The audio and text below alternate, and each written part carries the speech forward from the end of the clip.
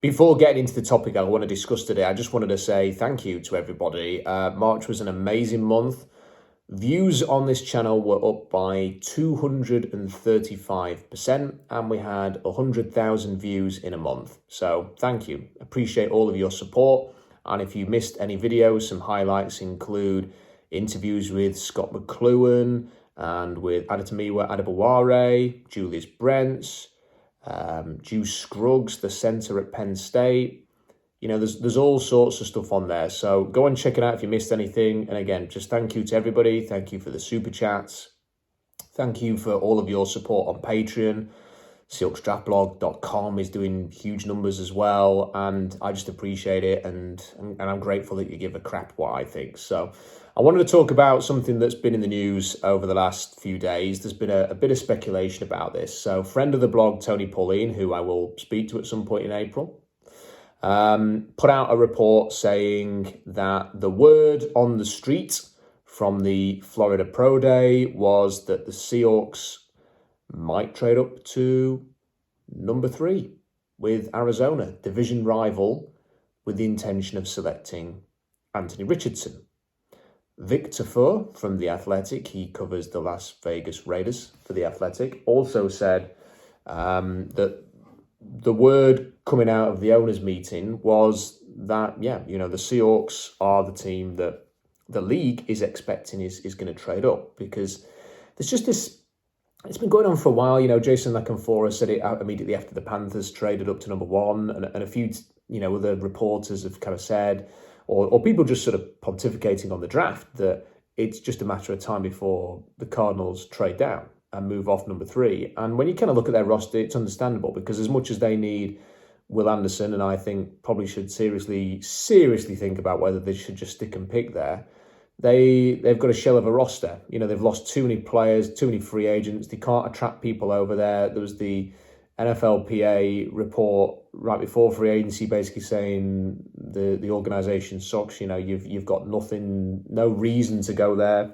If you're a free agent, there's no prospects there. The quarterback's injured. They're in a real struggle at the minute, and they need as much stock as possible. They don't have, they've been trying to trade people like DeAndre Hopkins. They can't even trade him.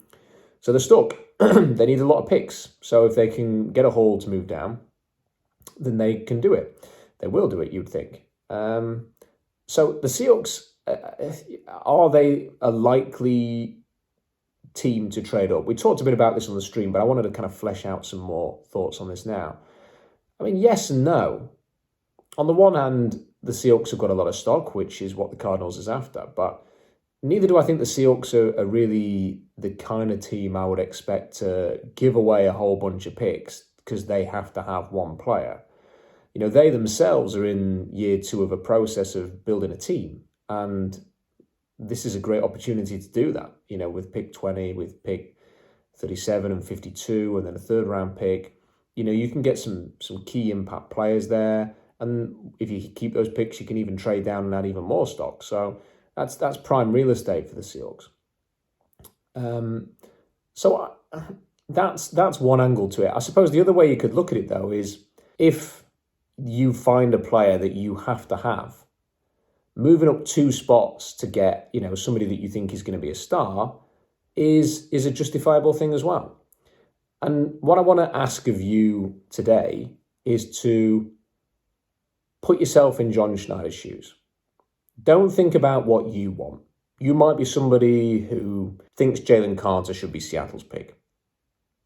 You're clinging on, and you think they should draft Jalen Carter. Or you think they should stick and just see what happens at number 5.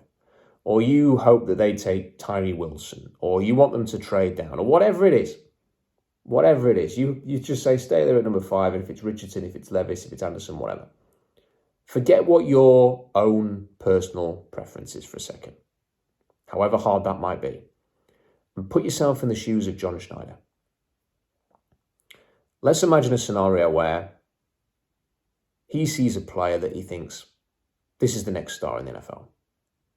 This is somebody who, within 5 years' time, is going to be one of the 10 best players in the league. And I don't think it's beyond the realms of possibility to think that Anthony Richardson could be that. You only have to look at the guy.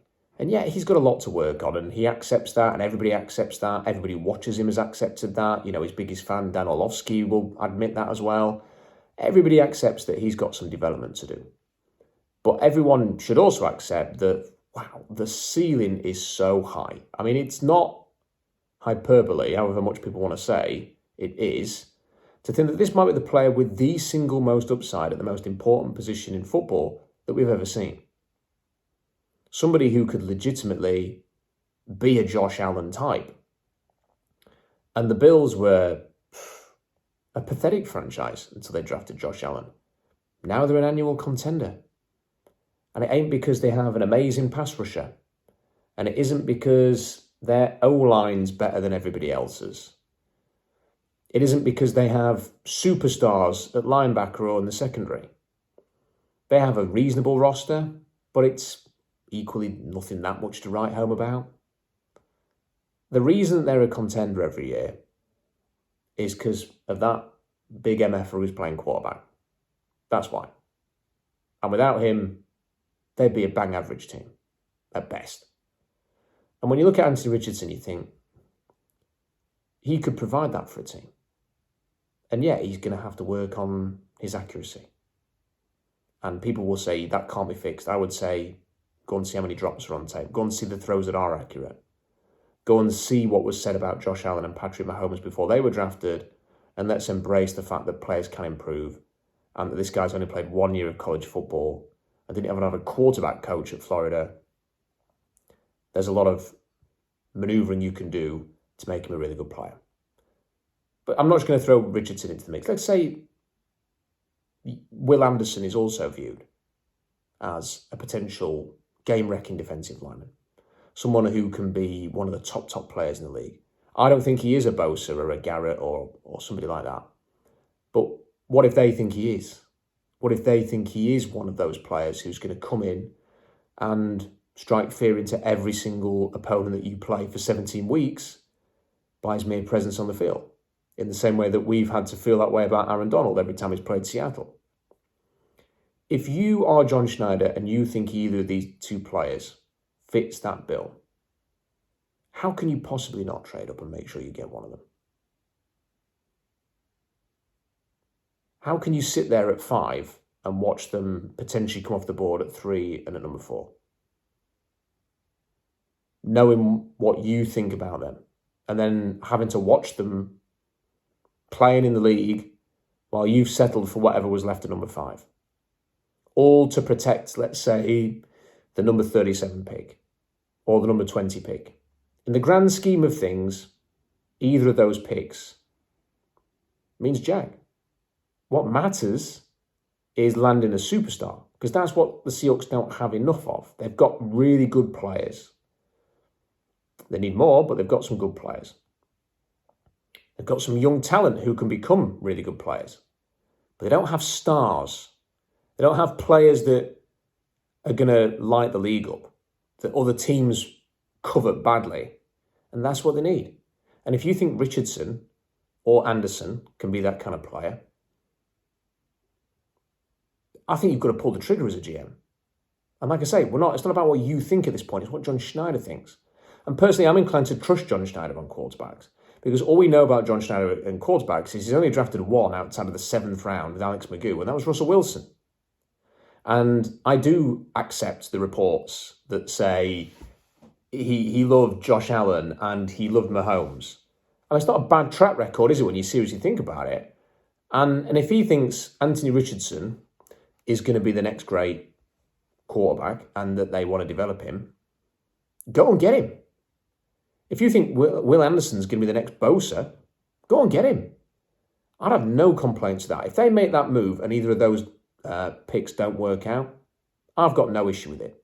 No issue with it at all. You will not hear me complain one bit, because that's a GM saying, I believe these two are special and I'm going to go and get them. And I think there's a chance that Richardson is going to be the face of the league. At least on a level par with, the top players at quarterback. I mean, he's going to have to go some way to usurp Mahomes, who's already won 2 Super Bowls. Joe Burrow ain't going anywhere. Josh Allen isn't going anywhere. Can he join that company? The upside's there to do it. And Will Anderson, ticks a lot of boxes. Alpha male. Physical. Explosive. Although he hasn't tested, so I'm kind of assuming he's explosive. He looks explosive on tape. Can play the run well. Flies to the ball. You're never going to have to worry about him. Talks well to his teammates. Talks well to the media. Team leader. Nick Saban thinks he's the best thing since sliced bread. If you think that he is special, then I ain't going to complain about going up and getting him either. If you think he's special, don't let the Arizona Cardinals go and draft him. So that's kind of what I think about it. And I know it's hard for fans when you've got a lot of picks because you kind of want to use them all. And look, we all enjoy it. I love going on the Pro Football Network simulator, spending 10 picks or more and seeing who you can get and sitting back and reading the whole list of players. Like I read a mock draft a couple of days ago that had, the Seahawks picking like a real haul. I can't remember who wrote it now, but it was like a whole bunch of big names. And you're thinking, wow, that'd be really good. But, you can draft all the big names and you can build up the roster and all of this. At the end of the day, the league's going to come down to, have you got that special player? And more often than not, that special player has to be a pass rusher or a quarterback. And, you look at the Super Bowl champs. They're nothing without Mahomes. And they've given him a, Travis Kelce and an O-line. The Seahawks, if you get a great quarterback, you give him DK Metcalf, Tyler Lockett, maybe somebody else, and an O-line, you can be there too. So I'm not against it. I am not against trading up. If John Schneider thinks that's best, I think he should be supported. And that's what I don't really understand. I'm looking at some of the reaction. There's kind of like half the people, I'd say it's probably a 50-50 split. Half the people are saying, over my dead body with this, and half of them are saying, yes, do it. And I don't really understand why. A lot of the people who are saying over my dead body also tend to be, I think, the ones who support the team, have maybe got a bit of extra blind faith that some of us don't have. And yet they seem most suspicious, most unwilling to say, I'm just with John on this. If John sees a quarterback that he likes, go and get him. We've not heard that enough during this draft period. I would have thought we'd hear more like, look, if John finds some quarterback he loves, he's got to be allowed to go and take him, whether that's at 5 or whether it's moving up. We never really hear that. We just hear they're not taking a quarterback. There's no way they're taking a quarterback. They're going to take Jalen Carter. They're going to take Will Anderson if he falls. As I've said before, I think the Seahawks are very comfortable where they are. And I think they see 4 really good quarterbacks who fit John Schneider. The quote I keep using is, they're like factory made for John Schneider, these 4 quarterbacks. And especially 3 of them. Obviously, Bryce Young's a bit smaller, but still. Big, strong, physical, great character. They fit what John Schneider has looked for. And then you've got Will Anderson. And I think they're very comfortable with that. It just has something happened over the last couple of weeks which has made them think, do you know what? Maybe there's a bit of a distance between Richardson and Anderson and Will Levis. That they're prepared to take Will Levis, but maybe they think that Richardson and Anderson can be special. And if they do think that, then go and get them. Corbin Smith put a report out after the Florida Pro Day. He cited a couple of sources saying that John Schneider had been speaking extensively to Richardson's agent, that Pete Carroll had a meeting with the Florida head coach. I do think there's something in this. I know a lot of people have kind of poo-pooed the Tony Pauline Victor for trading up for Richardson stuff. I think there's something in this. Carroll runs a development program. Carroll loves to get hold of players with amazing upside and turn them into something special. I think he'll look at Anthony Richardson and say, let me work with that guy. Let me help turn him special. And I wonder if that conversation with the agent that John Schneider was having was to seek out who's showing interest. Who, we're interested in this guy. If we want to move up and go and get him, what are you hearing? How aggressive are other teams going to be? When is he having his official 30 visits with the teams? Because it's already been revealed he's going to go to Atlanta and Tennessee and Las Vegas thing. I think they're on a fact-finding mission. And they've got to work out, how is this going to fall? Is somebody going to move up to number 3? If not, can you sit at 5 and get Richardson? Will Indianapolis go with Will Levis? I still think there's a fantastic chance of that because Will Levis is better equipped to start quickly. That's what Indianapolis needs. And he's very much a Chris Ballard-style quarterback. So can you sit there at 5? But do you want to risk sitting there at 5? Or do you want to make sure that you go and get your guy? Because if he is your guy, you don't want to sit and watch somebody else take him. If you believe in him that much. And I would be prepared to sacrifice 37 or 20 to go and get him if I felt he was the guy, and John Schneider might. And that's all I'm saying. Put yourself in his shoes.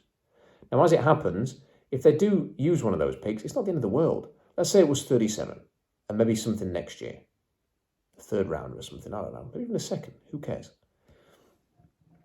You would still have so much stock. You would still have 9 total picks in this draft. And then 8 after you've used it on Richardson, let's say. You could still go and get Will McDonald at number 20, who's a fantastic pass rusher, who might even end up having a better career than Will Anderson, for all we know. I thought he was night and day at the Senior Bowl. I mean, he embarrassed Darnell Wright, who shut down Will Anderson for Tennessee against Alabama. He bends the arc better than any pass rusher I think I've scoured. Since doing this. He's definitely up there with the Brian Burnses and people like that who are capable of doing it. If it's not him, you can trade down a little bit, get some more stock. Maybe you go and get your centre. Maybe you just go... there's room for a luxury pick, whatever the Seahawks do. They had that with Ken Walker last year, worked a treat. There's room for a tight end receiver type pick early on. And that might be a direction that they want to consider as well. And they may well do. But, you can go and get your defense. Like people say, defensive lineman, defensive... They generally... look at what John Schneider said about nose tackles on his show on 710 Seattle Sports the other week. He was like, you can either play nose tackle or you can't. And if you can do it in college, if you can just basically hold the point, you can do it in the pros. What he was essentially saying there is they're not stressing about that position and they don't put a premium on it. They just need someone who can do early downs and hold the front. That's what he's implying. Now, there was also a lot of talk they were thinking of taking Jordan Davis a year ago, but then he had the workout to end all workouts to combine. They might have just thought, wow, this is too good an athlete. But that would, maybe more athletic enough to not just play early downs. But if they're just looking for a nose tackle, you can get someone in round 3. You can get someone in round 4. You can get someone in round 5 to fill that role, to take those snaps. But there are some options in sort of round 3, round 2, round 4, where I think you could fill your boots on the defensive lineman if you wanted to sort of pad out that defensive front, to get your options in there. So, and look, there are still some free agents out there too. So if they can create a bit of space, whether that's doing something with Noah Fant, whether it's extending Uchenna Nwosu's contract, freeing up some money from one of the safeties, whatever, there's some free agents out there as well. So I'm pretty relaxed about this. Look, my message, it's like the 1st of April. Let's just enjoy this process. Let's just enjoy it. We don't need to sort of argue over my dead body with the quarterbacks. No, don't trade up. Don't do this. Don't do that. I think it's a great position that they're in. The worst case scenario at number 5 is one of Anthony Richardson, Will Anderson, or Will Levis. I think that's a great place to be. And if you feel like one of those guys you have to have, you can trade up. Otherwise, you stay at 5 and you've got a great bunch of picks to build your team. And I think the quarterbacks are good. I know what everybody else is saying. I think it's a really good quarterback class with 4 guys who deserve to go in the top 5. And that's rare. And people are knocking them. And people are saying they're this, they're that, they're not this, they're not that. A lot of people concentrating on what they can do, what they can be. Let me read the quote again that John Schneider provided on 710 Seattle Sports, because I think it's a brilliant quote. You have to be able to project where they're going. You just can't look at here's A, B, and C, and that's part of their game. You have to be able to say here's A, B, and C. What's it going to look like at X, Y, and Z? Where are they going to be? That's the study. That's the art. That's the projection that's involved. People said a lot of stuff about Josh Allen and Patrick Mahomes. And in the end, it was all a load of rubbish because they developed. The Seahawks have set up a perfect opportunity to bring in a quarterback and let him sit. With Geno Smith in a very team-friendly contract, which with an out at the end of the season, with Drew Lock ready to be the backup, you can draft a quarterback and they don't have to do anything this year. They can sit, learn, develop, coach them up. Or they can take Will Anderson. Either option is great. But like I say, if you just think one of these guys can be special, can take this franchise to the next level, you have a duty to move up and make sure you get them. Anyway, that's all for now. SeahawksDraftBlog.com for more analysis. I am heading abroad on vacation this week with the family, but I'm still going to be writing. And if there is anything that breaks, I'll do videos. So thanks for your support again. SeahawksDraftBlog.com for more. Don't forget to like the video. Don't forget to subscribe. Until next time, bye for now.